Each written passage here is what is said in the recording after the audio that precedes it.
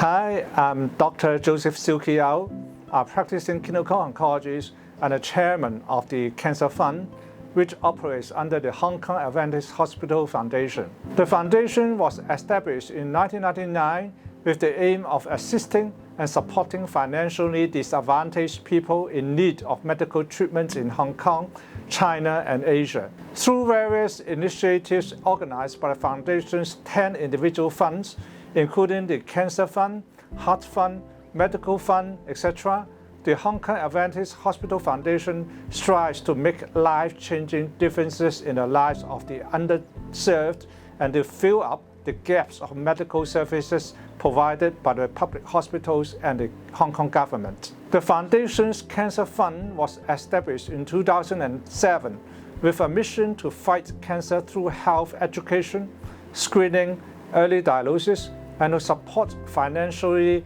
new effective treatments not yet included in the safety net drug list subsidy by the government.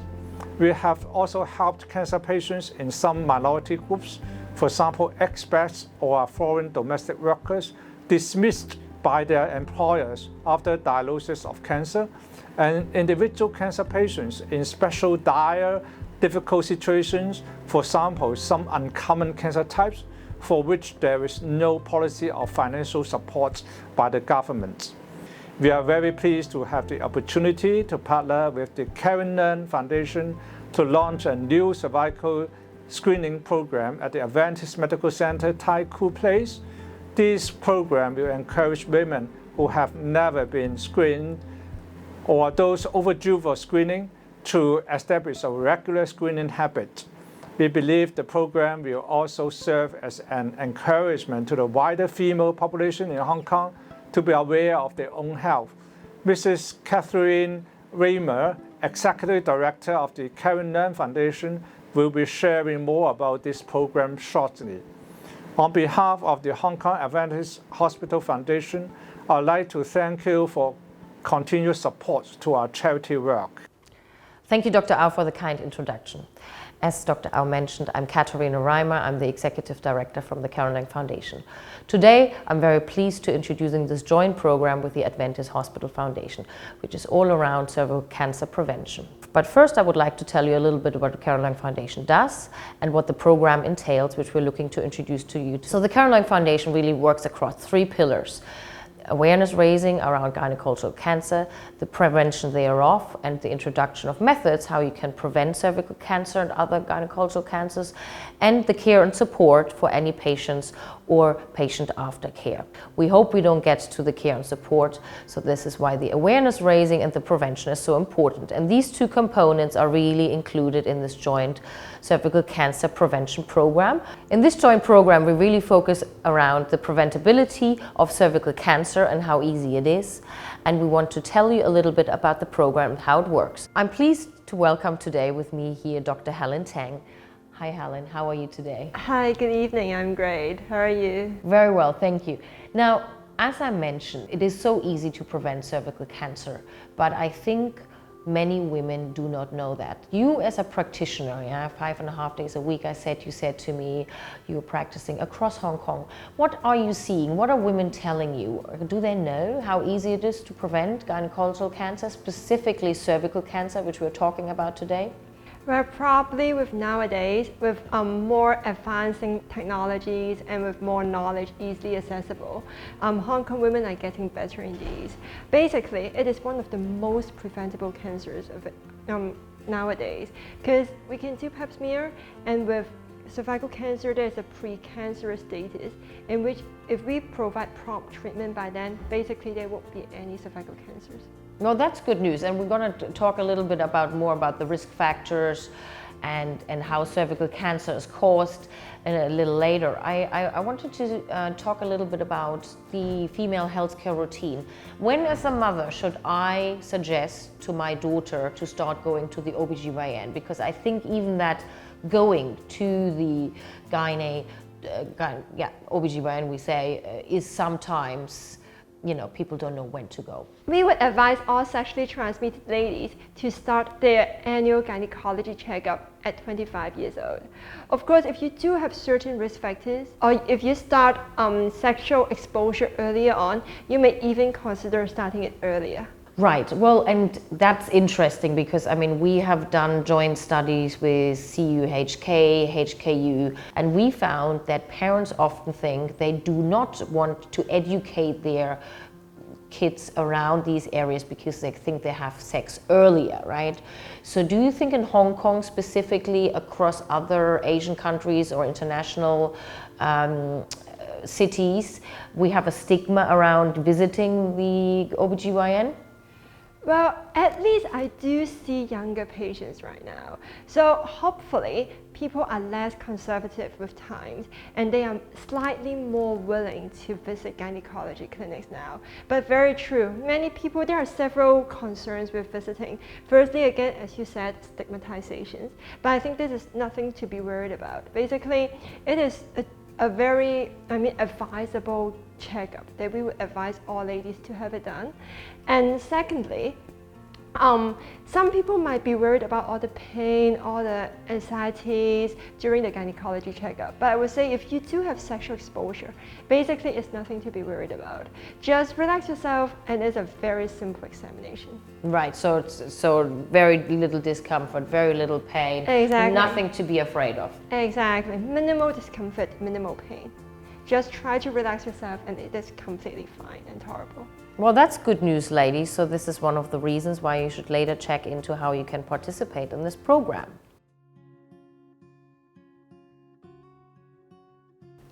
Right, Helen, so let's talk a little bit about the disease itself, cervical cancer. It's the fourth most common cancer globally, and it kills over 500,000 women annually. Now, what actually brings about cervical cancer? What are risk factors and how is it caused? Well, cervical cancer means cancer of the cervix, of the neck of the womb. And yes, it is a very common gynecology cancer. I would say over 99% of cervical cancers are caused by HPV virus, human papilloma virus. And well, there are over 200 different types of HPV virus, in which around 30 to 40 of them do affect the cervix and affect the vagina. And around a dozen of them are called high-risk HPVs, in which they can cause cancer. And this is the very major cause of cervical cancers. Of course, other risk factors would include probably like smoking. Smoking do increase the risk of cervical cancers. And also multiple sexual partners is also risk factors, because HPV virus is basically a sexually transmitted disease, but it is a very common one. I would say for sexually active ladies, over 80% of them do acquire HPV virus sometime in their life before the age of 50 years old. There are over 175, over 200 different types of HPV strains. Around 40 of them will affect the cervix, and that's those that we are concerned about. For the rest, they may cause some wart problems like plantar warts, warts on fingers, warts on hands, and stuff like that. But then today, we are focusing on those that affect the cervix. Well, out of the 40 different types of strains that can affect the cervix, around a dozen of them are called high risk. Well, for the low risk type, they may cause problems like cervical warts, vulval warts, or maybe some low-grade cervical changes. But then for those high-risk type, they are those that we are most worried about, because they are the ones who can cause cervical cancers. Out of the dozens, there are two strains in particular, HPV 16 and HPV 18. They are called ultra high-risk HPV, because they basically cause around 70% of cervical cancers. Right, okay, that's interesting. So if I have 16 or 18, does it mean immediately that something will happen on my cervix? Maybe you can walk us through the different stages of the disease developing and what symptoms might already be showing in the earlier parts of any cell changes. Well, definitely. Well, usually after you got infected by HPV virus, if your immunity is good enough, basically you can fight against it and it won't cause any problems. But then if your immunity is not high enough, the HPV virus might consider to multiply in your cervix and cause infection at your cervix. Firstly, they will cause an infected stage, and slowly on, they might cause some cervical changes. We call it CIN. The whole name would be cervical intraepithelial neoplasia. In the early stage, it is still stage 1, CIN1 we call it. In these cases, again, over 60 to 80% of them may be spontaneously cleared. But then if it isn't cleared, it may persist and cause CIN2, CIN3. And if it progresses to CIN3, I would say curance is needed, or else around 30 to 40% of them will progress to cancer, to cervical cancer, within 10 years. Right, okay, so if I have CIN 1 or 2, will I already feel something? Will there be something happening in my body? I mean, or is it really that's why we are actively looking for the women to go and get their gynae checkups done? In most cases, I would say even up to CIN3 or even up to cervical cancers, it can be completely asymptomatic. Well, only in advanced cases, then you might experience symptoms like abnormal bleeding, abnormal discharge, or stuff like that. But usually those are already advanced cases. That's also a very important reason why we need to do pap smear, because basically pap smear is very effective in detecting these early stages. So, you know, with the cells, they can show any abnormal cells present, and with that we can further triage and see what we need to do next. If it's just some mild changes, we usually would proceed to a colposcopy assessment, in which we will use a magnifying glass to look at your cervix, apply some medication on it, and identify the diseased area and take a biopsy out of it. And of course, if we detect other major changes, then we might even need a minor surgery called a LEAP surgery, in which we will use an electric wire to cut away the diseased part. It is very effective in preventing disease progression. Basically, I would say it prevents 90% of disease recurrence. Very interesting. Okay, so here we really have a case for highly preventable if you go and get your pap smear done. We at the Karen Leung Foundation, we stagger our approach to our programs around primary and secondary prevention tactics and methods. What can you tell me about what primary prevention is and how does that work? Primary prevention is mainly vaccination, because as I said previously, 99% of cervical cancers are caused by HPV virus. So nowadays, there is HPV vaccination that can provide us protection against it. I would say the newest type of vaccination would be a 9-valent vaccination, which means it protects against nine different strains of HPV virus. In this case, they actually protect against 90% of cervical cancers and 80% of cervical changes. So this vaccination is available for all girls or boys above 9 years old. And the earlier you have it, before you got sexually exposure, actually the more effective it is. Which is great, and yeah, the Hong Kong government in fact has launched a universal vaccination program in 2018. We at Karen Leung Foundation have lobbied for that for years, so we're really happy that it's now there for Form 5 and 6 girls. So your girls and my one girl, yeah, they'll benefit from that. So if you don't know, if you're a mother and you haven't come across it, please make sure you ask your school. All girls are now eligible for that. Unfortunately, the boys or older women or older girls are not yet included, but I think we're on the right track. Now, what about secondary prevention? You know, there has now of late PAP, HPV tests, what is what should we do? How often should we go for these things? Tell us a little bit about the importance of secondary prevention. So secondary prevention is mainly identification of early stage diseases. Because, cervical cancer is a precancerous change status, and this is what pap smear is used for. There are two types of assessment. One is the pap smear, the cytology assessment. And second is the HPV virus testing. Because HPV virus is the virus that causes major changes, that cause cervical cancers, which means we would be a little bit more worried about the condition, and we do need more assessment, more screening, and more frequent assessment for that. So with the pap smear cytology assessment, we can detect whether there's any cellular changes, whether it is low-grade or high-grade changes. So both assessments using together can help us to assess the woman's risk. I would say in the just pap smear status, usually in the old days, we advise annual screening of pap smear. And if 2 consecutive pap smear came back negative, then we may lengthen the duration between assessment to once every 3 years.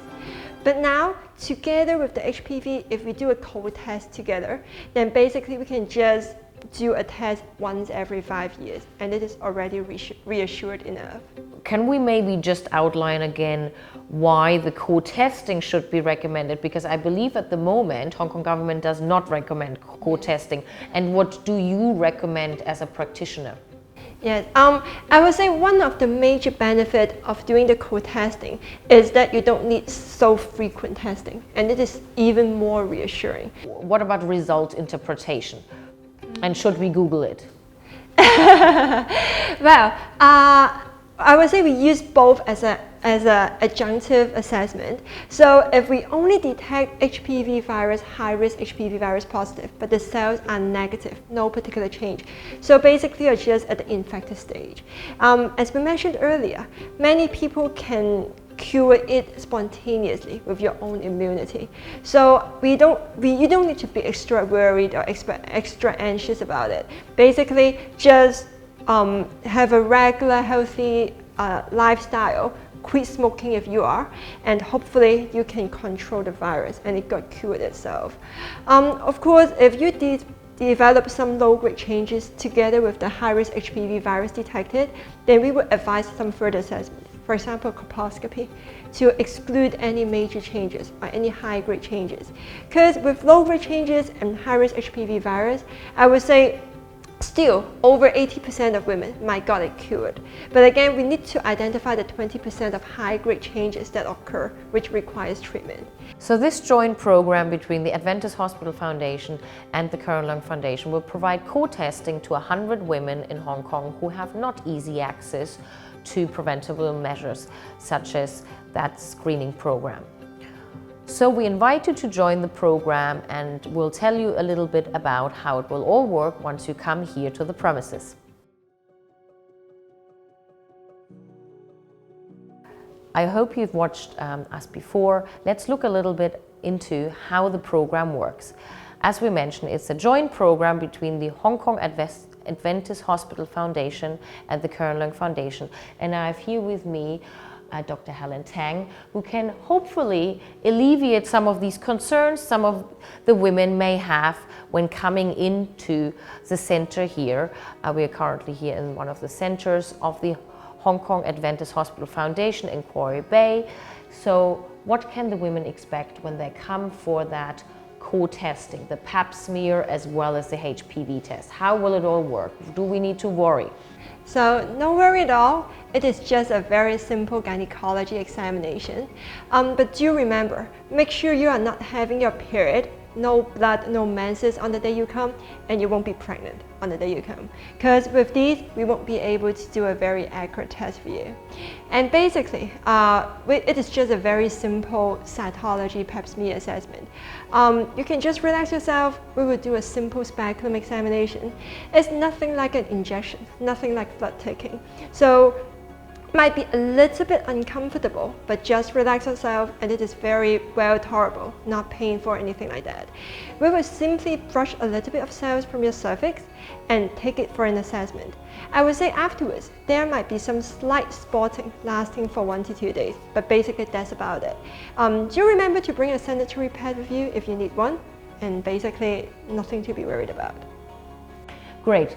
There are a couple of frequently asked questions we always get when we do our health talks. So if a woman has never had any sexual activity, does she need to come for a pap or an examination? I would say 99% of cervical cancers are caused by HPV virus, and HPV virus is simply sexually transmitted.